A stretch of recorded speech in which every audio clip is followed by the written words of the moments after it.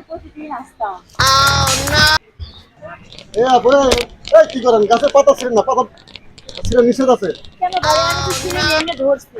আপনি এখানে আসছেন, এমনি হাঁটাহাঁটি করেন, ঘুরে ঘুরে দেখেন বা সুন্দর জায়গায় বসবেন, গাছের পাতা ছিঁড়লে আমাদের সমস্যা আছে। আমি তো ছিঁড়ি না ভাইয়া, আমি শুধু হ্যাঁ, দেখছি গাছের পাতা ধরে। বোলানো নিষেধ। ভালো লাগছে সেজন্য একটু ধরছি। হ্যাঁ, যেহেতু দেখেন আমাদের একটা সমস্যা আছে, আমরা যেহেতু কর্মরত আছি, হ্যালো, কই তুমি? তাড়াতাড়ি আসো, নাহলে চলে যাচ্ছি।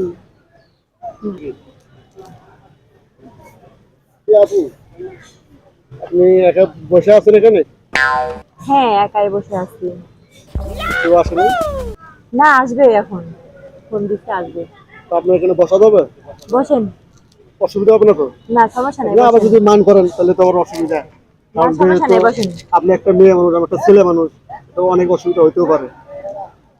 যদি আপনার কেউ আসে আর দিকে ফেললে সমস্যা হবে না তো? না। তো আপনার প্রেমিক বা হাজবেন্ড কেউ আছে, আসবে নাকি? হ্যাঁ, আসবে। এখন আসে নাই? না।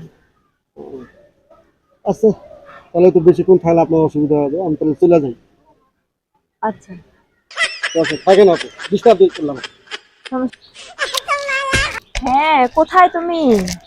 এই যে আমি চলে যাচ্ছি, এখানটা অনেক মানুষ, সমস্যা। আর কতক্ষণ থাকবো?